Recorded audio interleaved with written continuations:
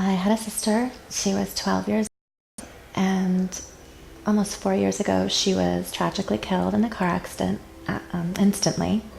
And it's amazing the range of emotions that you go through. And the first 10 days are just a blur. I have no idea. I don't even remember it, honestly.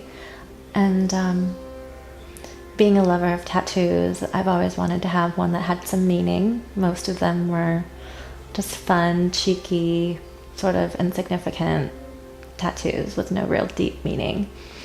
And 6 months before she died, I wanted to get live, laugh, love on my fingers. And so I thought it would be nice to bring her with me so she could hold my hand, and it'd be something kind of cool that her big sister could do with her that she could share with her friends. And so she came and she held my hand the whole time, and it was really painful. Getting tattoos on your fingers really hurts. And she took a picture of it that evening. And it's amazing how it means so much more to me than it ever could have before, not only because she was with me, but it was something that I can look at every day and remember. And the other day I was feeling pretty angry and sad and just over it, just over everything. My own qualms, my own insignificant shit, I'm sorry, that's going on in my life. And I went home that night feeling kind of crappy, and I thought, you know what, I want to get her name tattooed on me. And I just had this insane desire to go and get it done. And I thought about it because where I wanted it was, kind of visible, and it was just the original love letter typeface.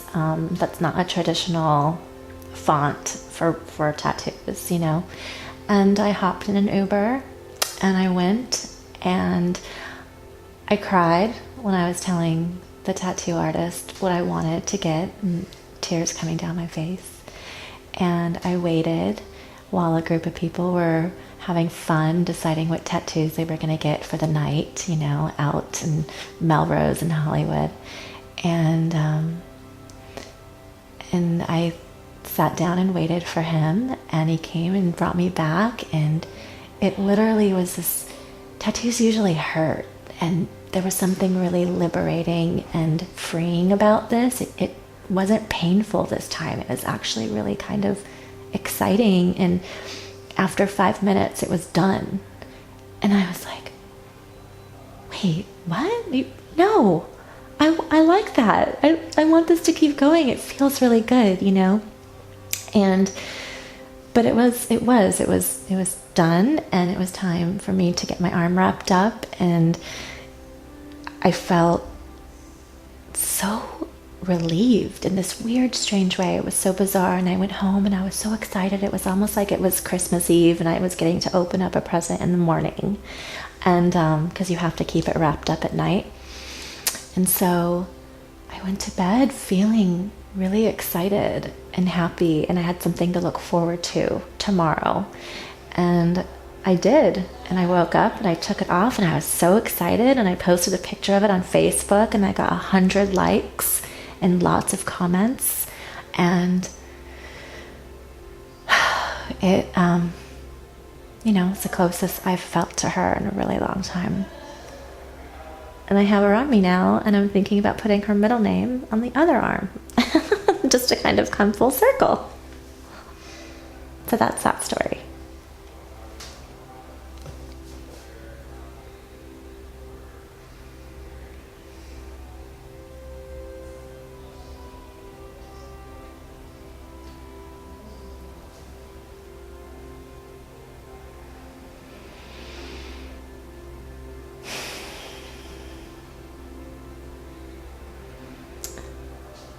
Love to me is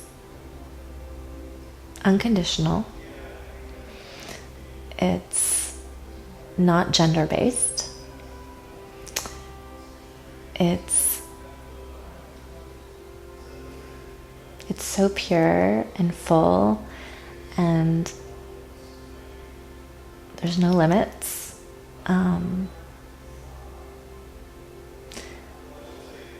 There's different types of love, I feel, that fulfill certain types of voids. I have an intense love for my animal, for my pet, which I've heard the death of an animal can sometimes be just as hard, if not harder, than the death of a loved one. So I fear for that on a daily basis,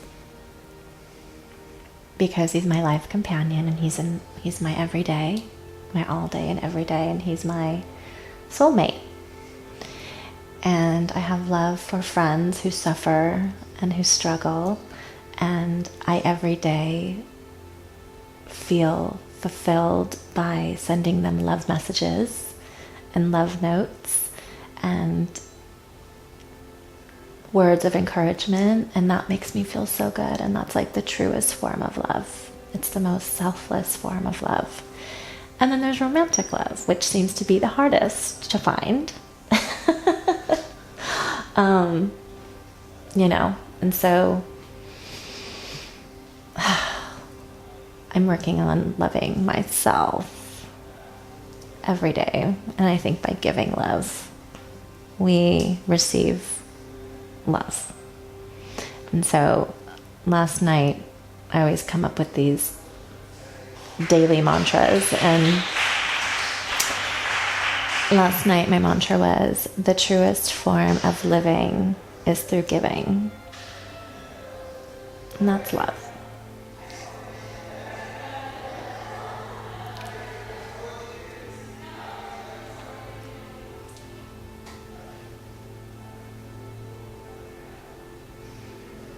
Oh my gosh, I do have one message.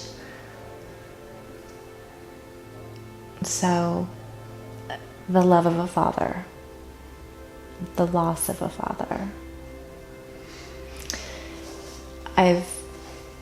The other day was standing outside of a restaurant waiting for my car, and I saw an 80-year-old something man with his young daughter, and she was giving him a hug, and she was saying, "I love you, Papa. I'll see you later." And he called her his princess. And he said, "C'est la vie," sayonara, or something like that. And I loved it, but it hurt me so bad because I've never had the love of a father. I've never had the love of a strong man who would help mold me into a woman and to help me believe that I deserved nothing but the best love and set an example. And I went up to him and I was crying, and I just said, that was the most beautiful thing I've ever seen. You know how important it is, the relationship of a father and a daughter to me, and a father and a son. I said, I love that it exists in the world because I never had that. And he says, well, I never had a father myself, and I said, well, I would just wonder what would have happened to me had I had a father. Where would I be now? Would I be married? Would I have kids? Where would I be?